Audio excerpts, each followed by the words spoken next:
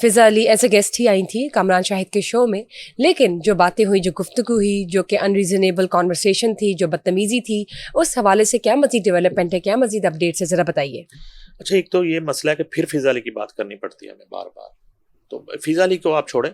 हाँ, हम ये बात करते हैं कामरान शाहिद शो में जी जो है वो सुहेल बड़ाइच के साथ जी जो हुआ। जी जी सीनियर अच्छा, सहाफ़ी उसमें जो ये वहाँ पे हुआ मौजूद कि थे। हमारा कामरान शाहिद साहब से रब्ता हुआ इनडायरेक्ट।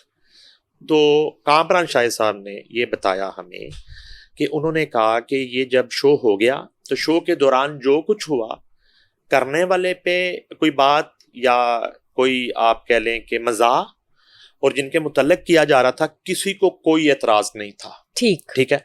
अच्छा, इसी तरह हंसते खेलते कोई बिलो दी बेल्ट बात होते हुए, कोई जो है वो मजाक करते हुए शो खत्म हो गया। कैजुअल शो टॉक्स खत्म चल हो रही गया, थी। खत्म हो गया। ठीक। कहते जब शो खत्म हुआ, ये कामरान शाहिद का कहना है, जो होस्ट हैं, जिन पे हमने बड़ा एतराज भी किया कि उनको बतौर होस्ट जो है उसको कंट्रोल करना चाहिए था। एडिटोरियल पॉलिसी होती है, बाद में एडिट हो सकता था, फला फला फला फला। उन्होंने कहा कि जब हमें अंदाजा नहीं था कि इस तरह का आएगा, तो उन्होंने नाम लेके कहा कि पाकिस्तान तहरीक इंसाफ पीटीआई का जो सोशल मीडिया ब्रिगेड है और जो प्रोपेगेंडा विंग है, उन्होंने ये तमाम तर ट्रोलिंग शुरू की और इसको बड़ा इशू बनाने की कोशिश की।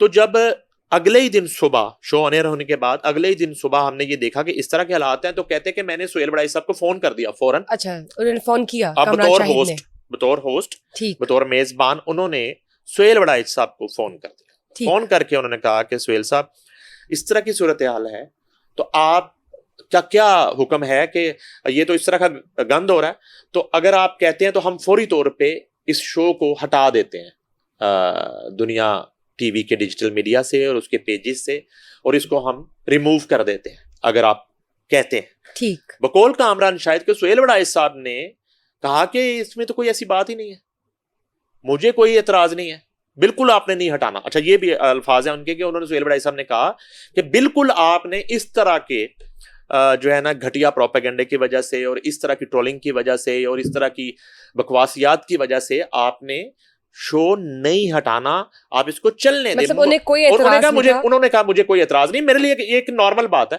कोई बात नहीं। शो में बैठे हैं तो एक आर्टिस्ट ने या एक शख्स ने या एक गेस्ट ने दूसरे का मजाक उड़ाया है या किया है, तो वो मेरा किया है, तो मुझे कोई एतराज नहीं। ठीक हो, तो उन्होंने कहा आप इसको नॉर्मली चलने दें। तो इस तरह ये हुआ कि ये वाला जो पहलू है कि उन्होंने अपना फर्ज इस हद तक अदा किया कामरान शाहिद ने कि उन्होंने सुहेल साहब से राब्ता कर लिया और पूछ लिया, और आप इस उनके फोन को ये समझे कि दुनिया टीवी इंतजामिया ने राब्ता कर लिया। राइट, ठीक है। तो ये उनकी तरफ से ये एक अच्छा जेस्चर और उनकी तरफ से ये फरीजा अदा हो गया। अब आगे बॉल सुहेल बड़ाइच साहब के कोर्ट में, जिन्हें ये कह दिया गया कि अगर आप हुक्म करेंगे तो हम इस शो को डिलीट कर देंगे। तो सुहेल बड़ाइच साहब ने कहा कि मुझे कोई एतराज नहीं है, आप इस शो को एज इट इज चलने दें, इसमें कोई एडिटिंग की जरूरत नहीं है, ना थी और ना मुझे कोई एतराज है, ना मैं कोई हर्ट हुआ हूं, ना मैं समझता हूं कि मेरी कोई दानिस्ता मेरे साथ को मेरी तजलील की गई, ऐसी कोई बात नहीं। ओपन एंड शट केस है कि ये जो है अब मामला रैप हो गया। वो रैप हो गया, बिल्कुल। तो अब जो है ना, मेरा ख्याल है कि इसके बाद अगर कुछ लोगों की नई बात हुई कामरान शाहिद से या उन्हें इस मामले का नहीं पता, तो मेरा ख्याल है कि उन्हें थोड़ा सा अब क्लियर हो जाएगा इसको जो है ना, हाँ, इस बात को अब हवा देने की बजाय जो है वो खत्म कर दिया जाए तो बेहतर है, क्योंकि जब सुहेल बड़ाइच साहब को इन कॉन्वर्सेशन से, इन गुफ्तगू या ये जो मजाक का एक लहजा था उससे नहीं फर्क पड़ता। अच्छा, एक चीज, चलो फिर एक चीज उसमें ये देखें, एक चीज ये अगर कोई होता ना, ये कोई सुहेल दाने वाला या कोई सुहेल मुंशी या कोई सुहेल जो है ना वो शाह, इस तरह का कोई सुहेल होता ना, तो कहने का मकसद है कि आम लोगों को शायद उस पर एतराज ना होता। अब सुहेल बड़ाइच साहब चूंकि एक बड़े सीनियर जर्नलिस्ट हैं, होस्ट हैं, पाकिस्तान के सबसे बड़े चैनल में वो साल से शो कर रहे हैं, लोग उनको जानते हैं, उनसे प्यार करते हैं। कुछ लोग बल्कि बहुत बड़ी तादाद मेरे जैसे ऐसे लोगों की है जो उन्हें आज के दौर में 2025 में क्रेडिबल जर्नलिस्ट समझते हैं, और उनका जो है ना कभी भी झोल नहीं देखा हमने उनकी तहरीरों में, उनके तज्जिये में, तो इसलिए लोग उनसे मोहब्बत करते हैं। जब लोग उनसे मोहब्बत करते हैं तो लोग हर्ट होते हैं। तो इस तरह के वाक़े के बाद कहीं ना कहीं से ये रिएक्शन जो है, ये फितरी रिएक्शन भी हो सकता है।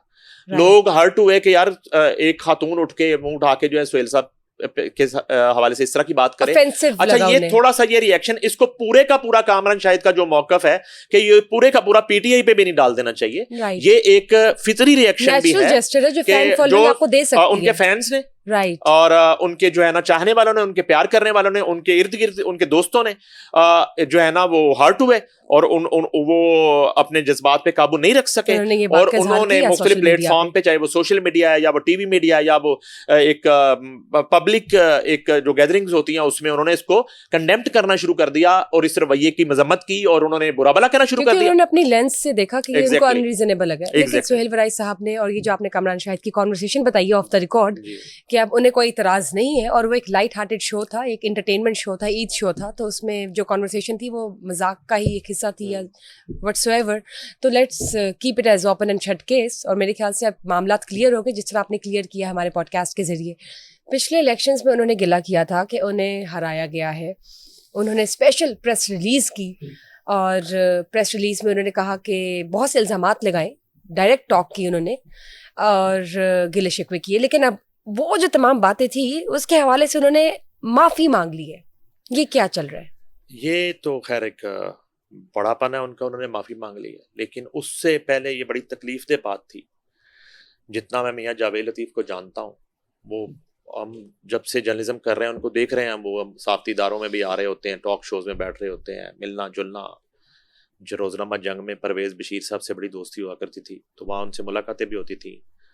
तो मेरे लिए और वो बड़े एक समझदार किस्म के सियासतदान हैं, कुछ जज्बाती और नौमलूद पॉलिटिशियन नहीं थे जो उन्होंने वो प्रेस कॉन्फ्रेंस कर दी। राइट। और वो प्रेस कॉन्फ्रेंस जो है इतनी कोई आम बात तो सारे नहीं कि मीडिया को उस वक्त भी और हम लोगों को वो हजम नहीं हो रही थी कि ये इन्होंने क्या गुफ्तगू की है, किसके कहने पे की है, ये मिसगाइड हो गए हैं, ये किसी के हाथों यूज हो गए हैं। जब इस तरह की हम बात करते हैं तो फिर ये बात करना पड़ती है कि वो बड़े एक सीजन पॉलिटिशियन है और वो जो है वो एमएनए रहे हैं, उनके पास मिनिस्ट्री रही है।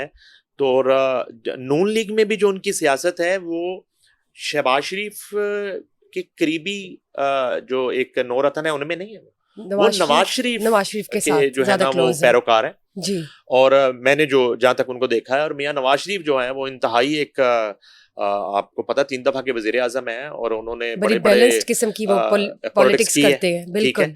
तो अच्छा, ये सब कुछ होते हुए उन्होंने बड़ी अजीबोगरीब गुफ्तगू की। अब चले माफी पे बाद में आते हैं, पहले उन्होंने किया क्या था वो मैं बताता हूँ आपको। वो इलेक्शन जो गुज़िश्ता इलेक्शन हुआ जिसमें जाहिर है कि वो चीखों की आवाज आई। अच्छा, इसी तरह के बड़े सियासतदान जो हैं जहाँ अपसेट हुआ जिन सीट्स में, ख्वाजा साद रफी जिनका आप सोच नहीं सकते कि वो सरदार लतीफ कोसा से इलेक्शन हार जाएंगे।